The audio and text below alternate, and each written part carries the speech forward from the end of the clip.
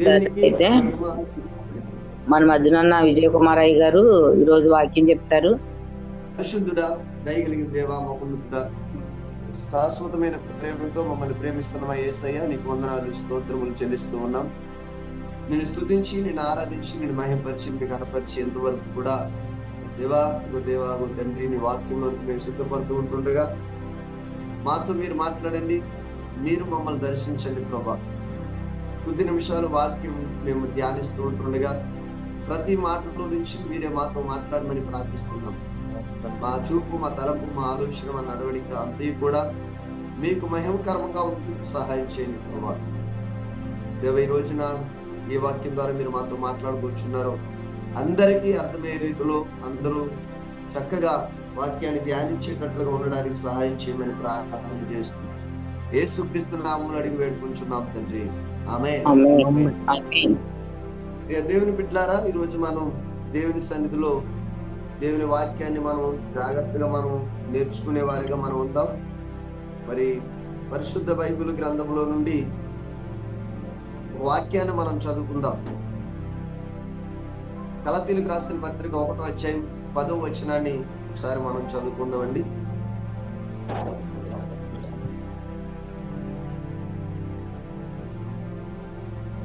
ఇప్పుడు నేను మనుషుల దయ సంపాదించుకొని చూచుచున్నానా? దేవుని దయ సంపాదించుకొని చూచుచున్నానా? నేను మనుషులను సంతోష పెట్టగోరుచున్నానా? నేను ఎప్పటికీ మనుషులు సంతోష పెట్టగోరువాడనైతే క్రీస్తుకు దాసుడను కాకపోవుదును. దేవునికి మహిమ కలుగును గాక. ఆమేన్. దేవుని బిడ్డలారా, దేవుని సన్నిధిలో మనందరూ కూడా చాలా జాగ్రత్తగా దేవుని సందేశాన్ని, వాక్యాన్ని మనం వినబోతూ ఉన్నాం. ఈరోజు మనుషుల దయ లేక దేవుని దయ ఎలా ఉంటుంది?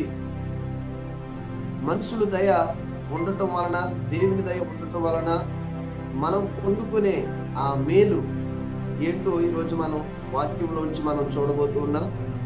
దేవుని బిడ్డలారా, దేవుణ్ణి సంతోష పెట్టేవారు మనుషులను సంతోష పెట్టలేరు, మనుషులను సంతోష పెట్టేవారు దేవుణ్ణి సంతోష పెట్టలేరు అన్నట్లుగా ఇక్కడ మనం చూస్తూ ఉన్నాం. ఇప్పుడు మనం ఈ లోకంలో బ్రతకాలి అంటే దేవుని దయ కావాలి, మనుషుల దయ కూడా కావాలి అని బైబిల్లో రాయబడింది. దేవుని బిడ్డలారా, లూకా సువార్త 2వ అధ్యాయం 52వ వచనంలో మనం చూసినట్లయితే అక్కడ కనబడుతుంది, యేసు జ్ఞానవంతుడు, వయస్సునందును, దేవుని దయందును, మనుషుల దయందును వర్ధిల్లుచుండెను అనే మాటను మనం చదువుతున్నాం. అవును కదండి, దేవుని దయ ఉండాలంట మనం బ్రతకాలంటే భూమి మీద, అలాగే మనుషుల దయ కూడా ఉండాలి అన్నట్లుగా ఇక్కడ మనం చూస్తున్నాం. ఎందుకనంటే లోకానికి వచ్చినటువంటి 2022 సంవత్సరాల క్రితం బెత్లెహేము అనే గ్రామంలో పుట్టి, నజరేతులో పెరిగి, జెరూసలేములో బోధించి, కలవరి గిరిపై మన కొరకు బలైనటువంటి యేసు ప్రభు కూడా మనుషుల దయలో వర్ధిల్లుచుండెను అనే మాట మనం చదువుతున్నాం. దేవుని బిడ్డలారా, యేసు ప్రభు కూడా ఏ దయలో ఎదిగాడట? మనుషుల దయలో ఎదుగుచుండెను అనే మాటను మనం చదువుతున్నాం. కాబట్టి ఈ రోజు ఈ భూమి మీద మనం, ఈ లోకంలో మనం బ్రతకాలి అంటే ఏముండాలి అంటే దేవుని దయ ఉండాలి, మనుషుల దయ కూడా ఉన్నట్లుగా మేము చూస్తున్నాం. కాబట్టి మనం దేవునికి ఏ విధమైనటువంటి విధేయత, భయభక్తులు లోబడి మనం జీవిస్తామో, మనల్ని ప్రేమించి మనల్ని ఈరోజు ఈ జన్మనిచ్చినటువంటి తల్లిదండ్రులతో సహా, లేదంటే ఉపాధ్యాయులతో సహా, లేదంటే మన చుట్టూ ఉన్నటువంటి ప్రజలందరూ మనం ప్రేమించి మనల్ని బాగుండాలి అనుకున్నటువంటి ప్రజలతో మనం చాలా మంచిగా, ప్రేమగా ఉండేవారిగా ఉండాలని మాటలు మీకు జ్ఞాపకం చేస్తూ ఉన్నాను. ఎవరికి కూడా ఈ లోకంలో ఉన్నవారు అందరికి విలువనిచ్చే వారిగా, వారితో మనం సంతోషంగా, సమాధానంగా ముందుకెళ్ళేటట్టుగా ఉండాలని విషయాలు మీకు జ్ఞాపకం చేస్తూ ఉన్నారు. దేవుని బిడ్డలారా, ఒక మనిషి భూమి మీద బ్రతకాలి అంటే దేవుని దయ ఉండాలి, 1. 2 మనుషుల దయ కూడా ఉండాలి అనే విషయాన్ని మీకు గుర్తు చేస్తూ ఉన్నాను. కాబట్టి ఎవరిని కూడా మనం కించపరిచేటట్లుగా, బాధ పెట్టేటట్లుగా, ఇబ్బంది పెట్టేటట్లుగా మనం ఉండకూడదు అనే విషయాన్ని కూడా మీకు గుర్తు చేస్తున్నాను. మొదటి సమూయేలు గ్రంథం 2వ అధ్యాయం 26వ వచనంలో ఒక విషయాన్ని మీకు జ్ఞాపకం చేయడానికి ఇష్టపడుతూ ఉన్నాను. మొదటి సమూయేలు గ్రంథం 2వ అధ్యాయం 26వ వచనం, బాలుడగు సమూయేలు ఇంకను ఎదుగుచు యెహోవా దయందును మనుషుల మనుషుల దయందును దయందును వర్ధిల్లుచుండెను. వర్ధిల్లుచుండెను అనే మాటను మనం చూస్తున్నాం. చూసారండి, బాలుడైనటువంటి సమూయేలు దేవుని యెహోవా దయలో వర్ధిల్లున్నట్లుగా చూస్తున్నాం. అలాగే మనుషుల దయలో కూడా వర్ధిల్లుతున్నట్లుగా మనం చూస్తున్నాం. ఈరోజు బాలుడైనటువంటి సమూయేలు ఏమండి ఆ యొక్క షిలోహు అనే ఆ మందిరములో ఆయన వర్ధిల్లాడు. ఆయన గొప్పగా ప్రార్థనాపరుడుగా, ఒక మంచి ప్రవక్తగా, అనేకులు దేవుని దగ్గరికి నడిపించగలిగిన వాడిగా, లేదంటే అనేక రాజులను అభిషేకించేవాడిగా మరి సమూయేలు అంత గొప్పగా ఎదగడానికి గల కారణం మొదటి యెహోవా దయ అంట, మొదటిది. రెండవది మనుషుల దయ. నిజంగా అక్కడ సమూయేలుని అంత ఆత్మీయంగా నడిపించినటువంటి దైవజనుడు మరి లేకపోయి ఉంటే సమూయేలు ఒక ప్రవక్త అయి ఉండేవాడు కాదు.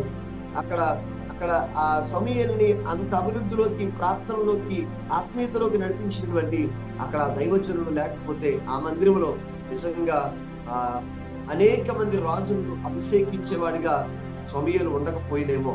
ఎందుకనంటే మొదట యెహోవా దయ సమూయేలు మీద ఉందట. రెండవది అక్కడ ఆ మందిరములో ఆయన నడిపించినటువంటి సేవకుడు అంటే మనుషులుగా అక్కడ చూస్తున్నాం మనం. ఆయన యొక్క దయ కూడా ఉన్నట్లుగా అక్కడ మనం చూస్తున్నాం. ఈరోజు మనం వర్ధిల్లాలంటే చాలా మంది అంటారు, నా దేవుడి దయ ఉంటే చాలండి, మనుషుల దయ అవసరం లేదండి, నాకు నేనుగా వర్ధిల్లుతానండి అంటూ ఉంటారు. కానీ దేవుని బిడ్డలారా, మొదటగా దేవుని దయతో పాటు మన తల్లిదండ్రులు కావచ్చు, ఆత్మీయులు కావచ్చు, దేవుని సేవకులు కావచ్చు, మంచి మంచి వారు, నువ్వు బాగుండాలి అనుకున్న వారు, నువ్వు వర్ధిల్లాలి, నువ్వు ఒక మంచి స్థాయికి చేరాలని ఆశపడుతూ ఉంటారు. అలాంటి వారు కూడా మనం మన దృష్టిలో, మన జీవితాల్లో ఉండడం చాలా మన అదృష్టమని నేను మీకు జ్ఞాపకం చేస్తూ ఉన్నా. కాబట్టి ఈ రోజున మనుషుల దయలో మనం వర్ధిల్లుతుంటూ ఉన్నట్లుగా ఇక్కడ వాక్యం మనం చూస్తూ ఉన్నాం. ఎస్తేరు గ్రంథం ఇంకో మాట మీకు జ్ఞాపకం చేస్తున్నాను. ఎస్తేరు గ్రంథం 5వ అధ్యాయం 2-3 వచనాల్లో మనం చూస్తే, రాణి అయిన ఎస్తేరు అరణ్యములో నిలవబడి యున్నట రాజు చూడగా, ఆవరణములో నిలవబడి చూడగా. చదవండి అమ్మ ఒక మాట. ఎస్తేరు గ్రంథం 5వ అధ్యాయం 2-3 వచనాలు. రాణి అయిన ఎస్తేరు ఆవరణములో నిలవబడి యున్నట రాజు చూడగా, ఆమె యందు అతనికి దయ పుట్టేది. దేవుని బిడ్డలారా, ఎస్తేరు ఒకప్పుడు ఎలా ఉండేదట?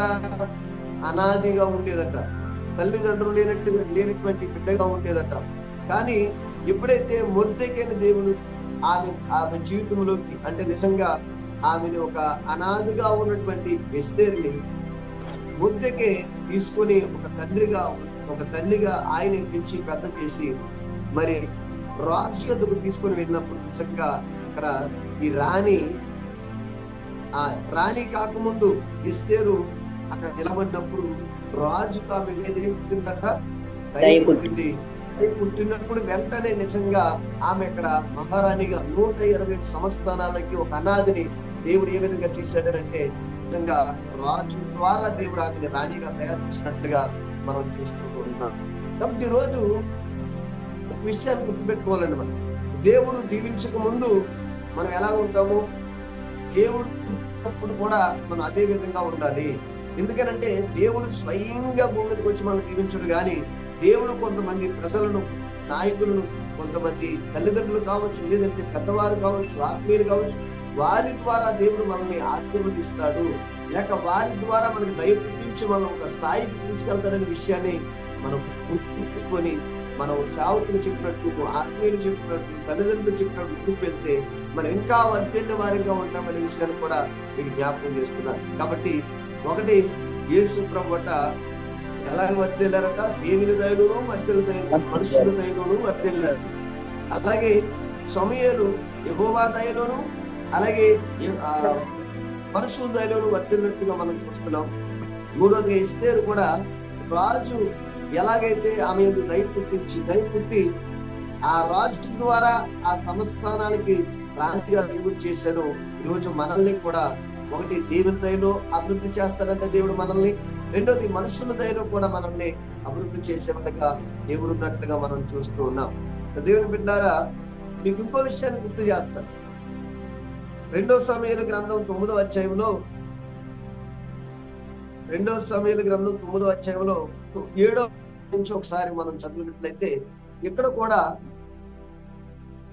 ఒక విషయాన్ని మనం చూడొచ్చు. 2 సమయాలు అందుకు పౌలు ఎడల ఆ మనిషి ఏమి తీసుకుని పోవద్దుమని, అదేనండి 2 సమయాలు గ్రంథం 2 9వ అధ్యాయం 7వ వచనం. నేను 1వ సమయం. అందుకు దావీదు, నీవు భయపడవద్దు, నీ తండ్రైన యోనాతాను నిమిత్తము నిజముగా నేను నీకు ఉపకారము చూపి నీ పితరుడైన సౌలు భూమి అంతయు నీకు మరలా ఇప్పించును, మరియు నీవు సదాకాలము నా బల్ల ఎద్దునే భోజనము చేయుదునని సెలవీయగా. చదవండి 8వ వచనం. అదేనండి. అందుకు నమస్కరించి చచ్చిన కుక్క వంటి వాడనైనా నా ఎడల నీకు దయ చూపుటకు నీ దాసుడగు నేను ఎంతటి వాడను అనెను. దేవుని బిడ్డలారా, మనం ఇక్కడ మనం చూస్తున్నప్పుడు దావీదు రాజుగా మనం చూస్తున్నాం.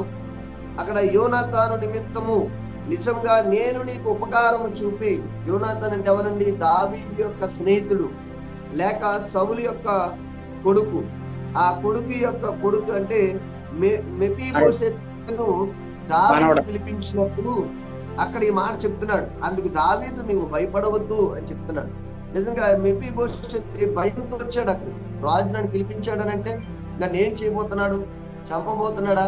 లేదంటే నన్ను ఏమైనా చేయకపోతున్నాడా అన్న భయంతో ఉన్నప్పుడు దావీదు అక్కడ ధైర్యాన్ని చెప్తున్నాడు. మెఫీబోషెతు ఏం చెప్తున్నాడు అంటే, నువ్వు భయపడవద్దు, నీ తండ్రి అయినటువంటి యోనాతాను నిమిత్తము నిజంగా నేను నీకు ఉపకారం చూపి అన్నాడు. అంటే ఈ మెఫీబోషెతుని అలా పిలిపించడానికి గల కారణం ఏంటంటే, ఆ తండ్రి అయినటువంటి యోనాతాను నిమిత్తము పిలిపించాడట. ఎందుకనంటే ఈరోజు నిజంగా కుంటువాడైనటువంటి మెఫీబోషెతుని అనేక మంది వదిలేశారండి. ఏమండి, ఆయన పట్టించుకోలేదు. కుంటు వారికి ఒక విలువనిస్తారు కొంతమంది, మంచి వారికి ఒక విలువిస్తారు. కానీ అక్కడ కుంటువాడైనటువంటి మెఫీబోషెతుని అనేక మంది వదిలేసి ఉండొచ్చు, అనాదిగా మిగిలిపోయి ఉండొచ్చు, లేదంటే ఎవరో పట్టించుకోలేని పరిస్థితిలో ఉండొచ్చు. అలాంటి టైంలో దేవునికి దయ పుట్టిందంట ఆయన మీద. దయ ఎలా వచ్చిందనంటే దావీదు దగ్గరికి నడిపించేటట్లుగా, దావీదు యొక్క మనసులో దయ పుట్టేటట్లుగా దేవుడే చేసినట్లుగా ఇక్కడ మనం చూస్తూ ఉన్నాం. ఈరోజు నేను చెప్తున్నాను, నేను అనాథిని అని, నన్ను ఎవరు పట్టించుకోవట్లేదని, నాకు ఇదిగో ఈ కాళ్ళు బాగోట్లేదు, చేయబోట్లేదు, నన్ను ఎవరో చూడట్లేదు అనే ఆలోచనతో మీరు ఉన్నట్లయితే ఒక్కసారి దేవుని దగ్గర ఒక్కసారి అడగండి, ప్రభా నేను ఒంటరిగా ఉన్నాను, నాకు ఎవరినైనా సహాయంగా పంపించండి, నా మీద ఎవరికైనా దయ చూపించండి. నువ్వు ప్రార్థన చేసినప్పుడు, ఆయనలో ఆత్మీయంగా నువ్వు నడిచినప్పుడు నిజంగా దేవుని దయ నీ మీదకు వస్తుందట. అంతేకాకుండా నీ మీదకు ఎవరైతే ద్వేషంగా అసూయగా నేను చూస్తారో, లేకపోతే ఎవరైతే నేను పట్టించుకోరో వారిని దేవుడిని దగ్గర పంపించి వాడు మన దేవుడు అనే విషయాన్ని ఈ రోజున మీకు జ్ఞాపకం చేస్తూ ఉన్నాను. కాబట్టి నీ మెఫీబోషెతు అంటాడు, నేను చచ్చిన కుక్క లాంటి వాడిని, నన్ను నువ్వు నీ పిల్లలతో కలిసి నీ భోజనము బల్లగద్ద నాకు భోజనం ఏర్పాటు చేయడానికి నేను ఎంతటి వాడును అన్నట్లుగా ఆ వచనాల్లో మనం చదువుతూ ఉంటాం. కాబట్టి ఈ రోజు నేను జ్ఞాపకం చేస్తున్న విషయం ఏంటంటే, దేవుని దయ మన మీదకి వచ్చింది అంటే, దేవుని మనుషుల దయ, దేవుని దయ మన మీదకి వచ్చింది అంటే అది మనం ప్రార్థనాపూర్వకంగా ఆత్మీయంగా దేవుని ఎడల, అలాగే మనుషులు ఎడల భయభక్తులు ఎప్పుడైతే మనం కలిగి ఉంటామో నిజంగా దేవుని దగ్గర మనం ఇంకా ఎన్నో ఆత్మీయమైన మేలు పొందుకునే వారంగా ఉంటామనే విషయాన్ని నేను మీకు జ్ఞాపకం చేస్తున్నాను.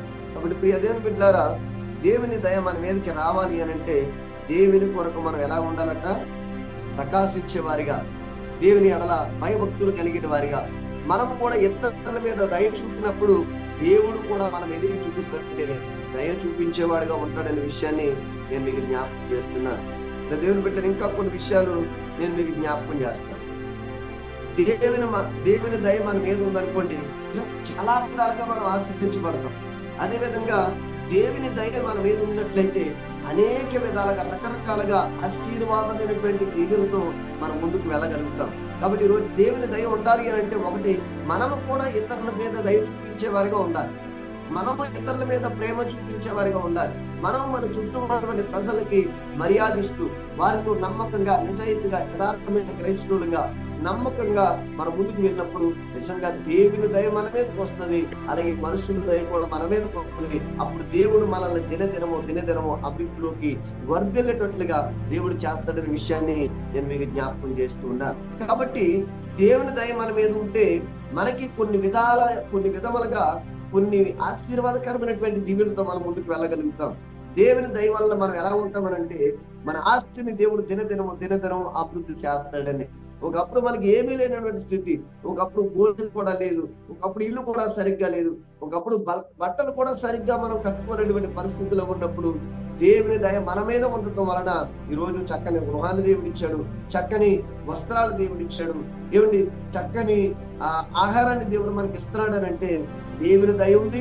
అలాగే దేవుడు కొంతమంది మన చుట్టూ ఉన్నటువంటి మనల్ని ఎవరైతే చూస్తున్నారో, మనల్ని ఎవరైతే ఆదరిస్తున్నారో, మనకి ఎవరైతే సహాయం చేస్తున్నారో అలాంటి మనసులకు దయ పుట్టించడం ద్వారా ఈరోజు మనం ఈ స్థితిలో ఉన్నామని మనం జ్ఞాపకం చేసుకోవాలి. ఆ వ్యక్తులకు మనం జీవితాలకు రుణపడి ఉండేవారిగా ఉండాలనే విషయాన్ని నేను మీకు జ్ఞాపకం చేసుకున్నాను. ఒకటి, దేవుని వల్ల మనకేం చేయబడుతుంది? ఆస్తి దయ చేయబడుతుందండి. ఎలా దయ చేయబడుతుందో ఆదికాండం 24:34 మనం చూస్తే మనకు అర్థమవుతుంది. తర్వాత మీరు చదువుకున్నట్లయితే, ఎందుకంటే చాలా విషయాలు ఉన్నాయి కాబట్టి త్వరగా నేను చెప్పి ముగించేస్తాను. ఏమండి, దేవుని దయ మన మీద ఉంటే ఒకటి ఎలా ఉంటామంట, మనం ఆశీర్వాదకరమైన ప్రయోజనాలను మనం పొందుకుంటాం. ఒకటి, దేవుని దయ వల్ల మనకి ఆస్తి దయ చేయబడుతుంది. ఆదికాండం 24:34-35 ప్రకారం ఏమండి, అంతటా అతడు ఇట్లనే, నేను అబ్రహాము దాసుడను, యెహోవా నా యజమానుడు ఆశీర్వదించెను కనుక అతడు గొప్పవాడాయెను. అతనికి గొడ్లను వెండి బంగారమును దాసదాసీల జనములను ఒంటెలను గాడిదలను దయచేసెను. ఆమేన్. దేవునికి మహిమ కలుగును గాక. చూసారండి, ఇక్కడ అబ్రహామును దేవుడు ఆశీర్వదించాడు. ఉన్నతముగా ఏమీ లేని స్థితిలో నుండి ఉన్నత స్థితికి అబ్రహామును దేవుడు ఆశీర్వదించినట్టుగా మనం చూస్తున్నాం. అంతేకాకుండా దేవుని దయ వలన మనకి ఆహారం దయచేయబడుతుంది. రెండవదిగా 46:7 చూస్తే, బాధపరచబడు వారికి ఆయన న్యాయము తీర్చును, ఆకలి కొనిన వారికి ఆయన ఆహారము దయచేయును అని అక్కడ మాట మనం చదువుతాం. చూసారండి, ఆహారం లేని వారికి, బాధపడే వారికి న్యాయం తీరుస్తాడట. ఆహారం లేని వారికి దయ చూపి ఆహారాన్ని ఆయన దయచేసేవాడిగా ఉన్నాడట. ఈరోజు మనకి ఏమంటే మనం కట్టుకునే బట్ట, ఉండే ఇల్లు, తినే ఆహారం ఇదంతా కూడా దేవుడి దయ వల్ల వచ్చిందే. లేక మన చుట్టూ ఉన్నటువంటి పాస్టర్ గారులు, దైవజనులు, మన సంఘం అంతా ప్రార్థన చేయడం వలన అనేక మంది దయ చూపేవారిగా మన మీదకి దేవుడు ఇవ్వటం వలన ఈరోజు మనం ఈ స్థితిలో ఉన్నామని మనం గుర్తు పెట్టుకొని మనం చాలా జాగ్రత్తగా ముందుకు వెళ్ళాలి. లేని వారికి సహాయం చేస్తూ ముందుకు వెళ్ళే వారికి ఉండాలని మీకు జ్ఞాపకం చేస్తున్నాను. మూడోదట, ఒకటి, దేవుని దయ వలన ఆస్తి దయ చేయబడుతుంది అబ్రహాం వలె. రెండోది, దేవుని దయ వల్ల ఆహారం దయ చేయబడుతుంది. మూడోది, దేవుని దయ వల్ల ఆయుష్ దయ చేయబడుతుంది. 21 కీర్తన 4 చూస్తే, ఆయుష్ని మని అతడు నిన్ను వరమడగగా నీవు దానికి అతనికి నీవు చదవండి అన్న మాట. కీర్తన 21:4. ఆయుష్నిమ్మని అతడు నిన్ను అడగగా నీవు దానిని అతనికి అనుగ్రహించి ఉన్నావు. సదాకాలము నిలుచు దీర్ఘాయువు నీవు దయచేసి ఉన్నావు అనే మాట మనం చదువుకున్నాం. చూసారండి, దేవుడు మనకి మూడో ఆయుష్ను దయచేస్తాడండి. ఒకటి, ఆస్తి దయచేస్తాడు. రెండు, ఆహారం దయచేస్తాడు. ఆయుష్ను దయచేస్తాడు. నిజంగా దేవుడి ద్వారా మనకి ఎంతో ఆశీర్వాదకరమైనటువంటి మేలులు మనం పొందుకున్నాం రోజు. కానీ కొంతమందికి అవి ఏం చేయట్లేదు, గుర్తు ఉండట్లేదు. నేను బ్రతుకుతున్నాను, దేవుడి స్థితిని అనే విషయాన్ని మనం మర్చిపోతూ ఉంటాం. అలా మర్చిపోకుండా దేవుని దయ వలన, మనుషుల దయ వలన మనం వర్ధిల్లుతున్నాము అనే విషయాన్ని గుర్తుపెట్టుకొని మనం ముందుకి ఆత్మీయంగా కొనసాగే వారంగా ఉండాలనే విషయాన్ని నేను మీకు జ్ఞాపకం చేస్తున్నాను. ఇక 4వ విషయం ఏంటంటే, దేవుని దయ వలన ఐశ్వర్యం దయచేయబడుతుంది. ఎలా దయచేయబడుతుంది? మొదటి దినవృత్తాంతాల గ్రంథం 29:12 ప్రకారంగా చూస్తే, ఐశ్వర్యమును గొప్పతనమును నీ వలన కలుగును. నీవు సమస్తమును ఏర్పడువు, బలమును పరాక్రమమును నీ దానములు, హెచ్చించువాడును అందరికి బలము ఇచ్చువాడును నీవే అనే మాట అక్కడ మనం చదువుతున్నాం. దేవుని బిడ్డలారా, నాలుగవదిగా దేవుని దయ వలన ఐశ్వర్యం మనకు దయచేయబడుతున్నట్లుగా మనం పరిశుద్ధ గ్రంథం నుంచి మొదటి దినవృత్తాంతాల గ్రంథం 29:12 మనం చదువుకుంటూ ఉన్నాం. ఇక ఐదో విషయం ఏంటంటే దేవుని దయ వలన అభివృద్ధి చేయబడతాం. మనం ఎలా అభివృద్ధి చేయబడతాం? ఒకప్పుడు అభివృద్ధి లేదు మనకు. ఒకప్పుడు ప్రార్థన అంటే ఏంటో తెలీదు, భక్తి అంటే ఏంటో తెలీదు, సరిగ్గా బైబిల్ చదవడం తెలీదు, సరిగ్గా దేవుళ్ళు ఆత్మీయంగా ముందుకెళ్ళడం తెలీదు. లేదంటే మన కుటుంబాల్లో ఆర్థిక పరిస్థితులు ఉంటే ఉండొచ్చు. కానీ ఈ రోజున దేవుని కృపను బట్టి మనం ఏం చేయబడ్డామంట? అభివృద్ధి చేయబడ్డాం. చాలా చక్కగా దేవుల్లో ముందుకి కొనసాగలుగుతున్నాం. కొంతమందికి సహాయం చేయగలుగుతున్నాం, కొంతమందిని దేవుళ్ళు ఆత్మీయంగా నడిపించగలుగుతున్నాం అని అంటే దేవుడు మనల్ని దినదినము అభివృద్ధి చేశాడు కాబట్టే కదా ఈరోజు ఈ స్థితిలో ఉన్నామనే విషయాన్ని మనం గుర్తు చేసుకుంటూ ముందుకు వెళ్ళాలి. 118వ కీర్తన 25వ వచనంలో యెహోవా దయచేసి నన్ను రక్షించుము, యెహోవా దయచేసి అభివృద్ధి కలిగించుము అనే మాట అక్కడ మనం చదువుతున్నాం. కాబట్టి రోజు దేవుని దయ వలన ఎన్నో ప్రయోజనాలు మనకు ఉన్నాయి. దేవుని దయ ద్వారా ఒక అద్భుతమైనటువంటి జీవితాన్ని దేవుడు ఈ రోజు మనకి ఇచ్చే విషయాన్ని మనం గుర్తు పెట్టుకుంటూ ముందుకి కొనసాగుతూ మనం ఉండాలి. దేవుని బిడ్డలారా, ఇంకో విషయం నేను మీకు జ్ఞాపకం చేస్తున్నాను.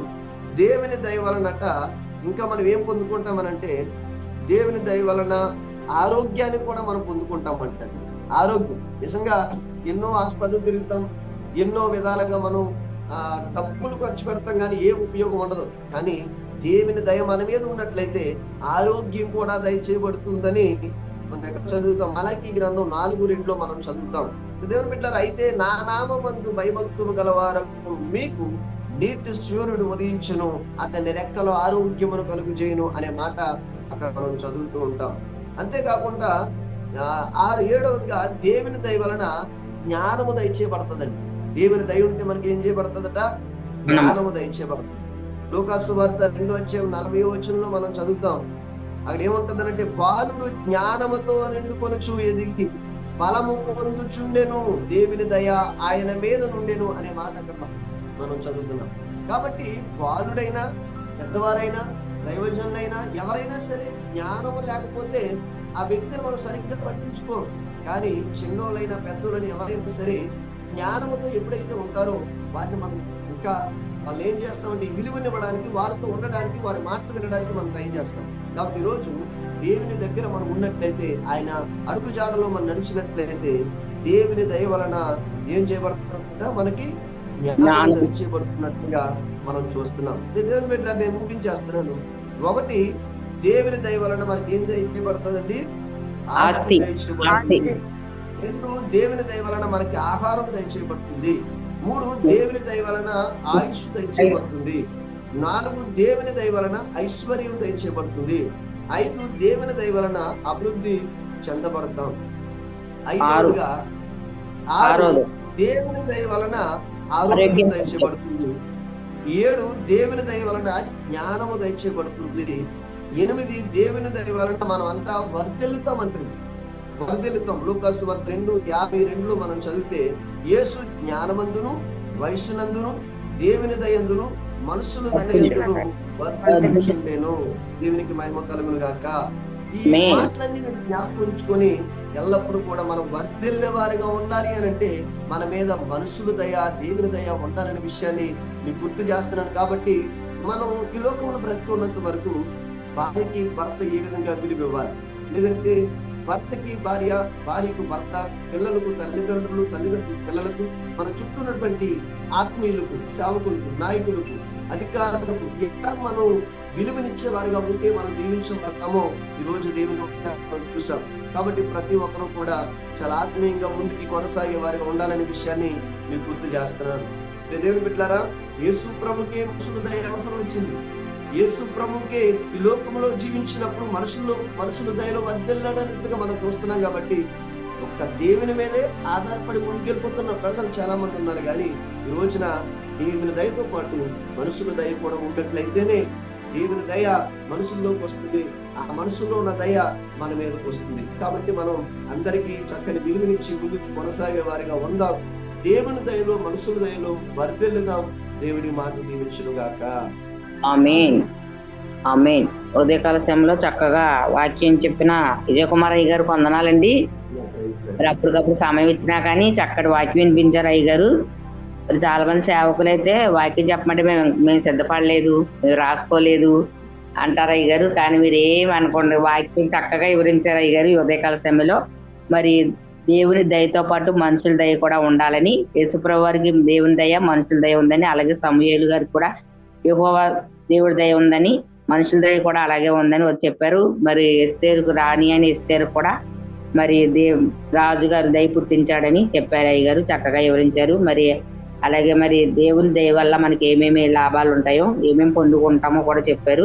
దేవుని దయ ఉంటే మనకి దేవుడు ఆస్తి కష్టాలుగా చేస్తాడని, దేవుని దయ వల్ల మనకి ఆహారం దయచేస్తాడని, దేవుని దయ వల్ల మనకి ఆయుష్ని ఇస్తాడని, దేవుని దయ ఉంటే మనకి ఆశీర్వాదం ఇస్తాడని, దేవుని దయ వల్ల మనం అభివృద్ధి పొందుతామని, దేవుని దయ వల్ల మరి మనకు ఆరోగ్యం కూడా దేవుడే దయచేస్తాడని, దేవుని దయ వల్ల చివరిగా జ్ఞానం ఇస్తాడని మరి చక్కగా మరి చెప్పిన విజయకుమార్ అయ్య గారికి వందనాలండి. దేవుని చిత్తం మేమైతే విజయకుమార్ అయ్య గారికి రేపు ఇచ్చాం సమయము, కానీ దేవుడి చిత్తంలో ఏముందంటే ఈ రోజు ఆయన వాడబడేలాగా ఉందండి. అదే అన్ని దేవుడు చిత్త ప్రకారమే జరగాలి, అలాగే జరిగింది. మరి చక్కగా వాక్యం చెప్పిన అయ్య గారికి మరి వందనాలండి. వందనాలు అయ్య గారు. వాక్య నిమిత్తం ప్రార్థన చేసుకుందామండి. ముగ్గురు ప్రార్థన అయ్య గారు చేస్తారు.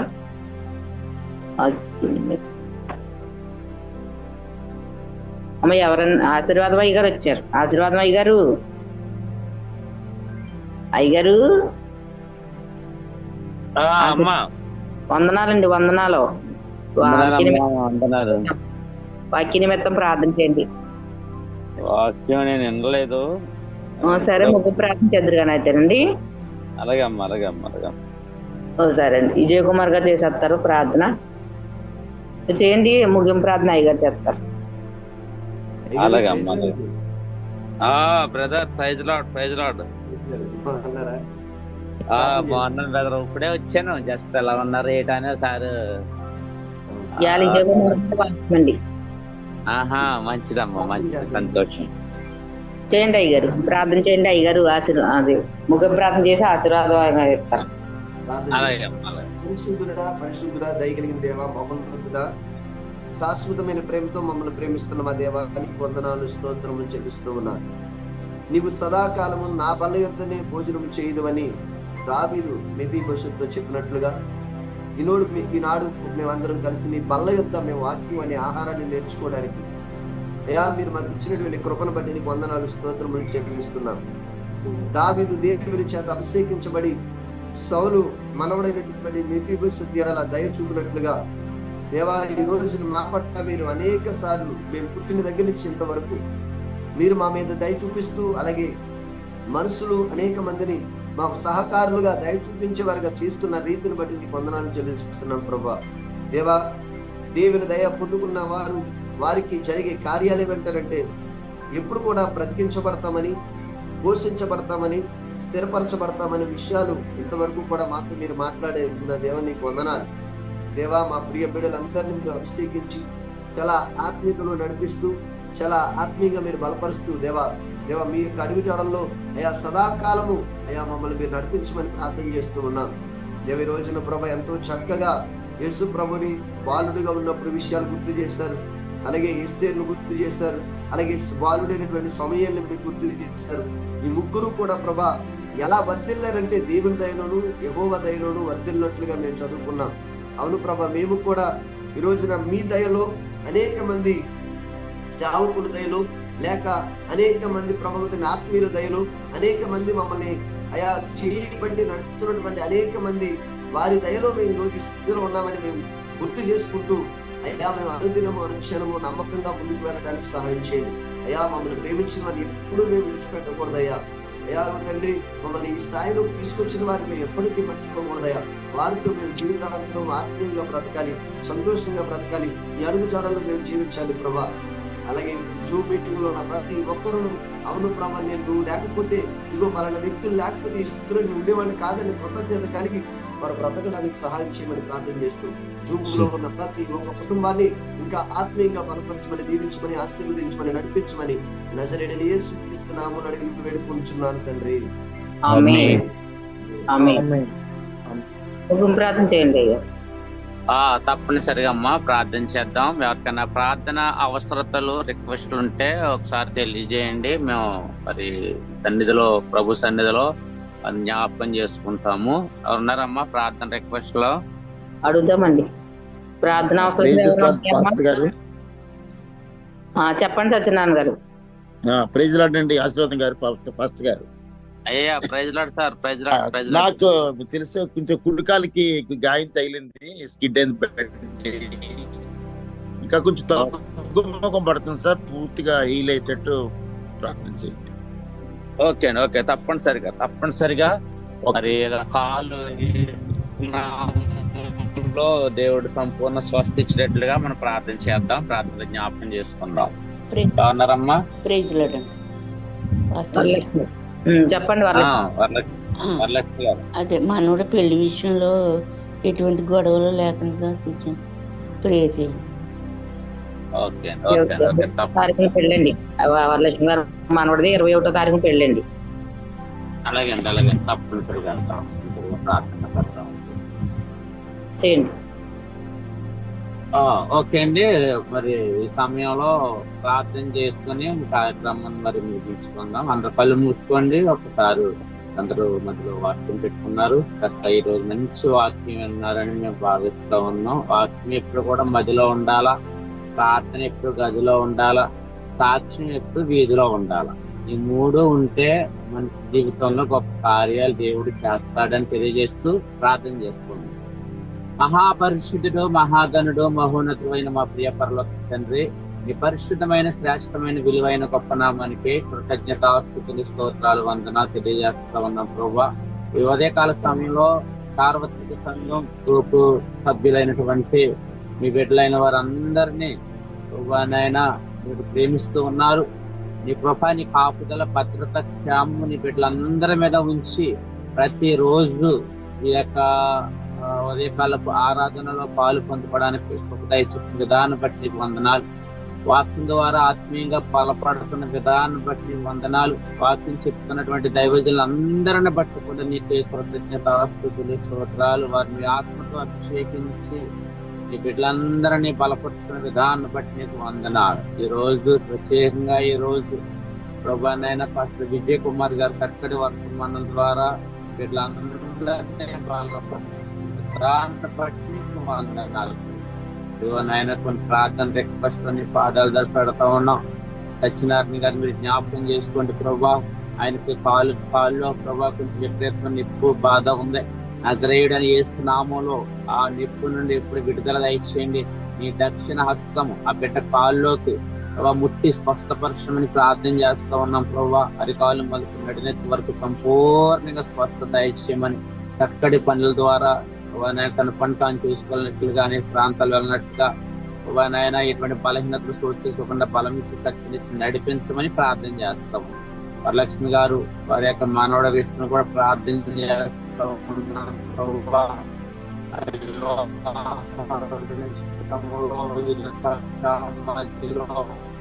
బంధువుల మధ్యలో ఎటువంటి రాకుండా సమాధాన పరచండి. వారందరినీ కూడా క్షేమకరంగా ఉంచి వివాహ విషయంలో ఘనంగా జరగడానికి మంచి ప్రేమాభిమానం, ఆప్యాయత, అనురాగాలతో సంతోషంతో గ్రూప్ లో ఎవరన్నారో వారందరి మీద దర్శించి వాళ్ళకున్న ప్రతి అవస్థతుల్లో తీర్చండి. ఇప్పుడు నడిపండి.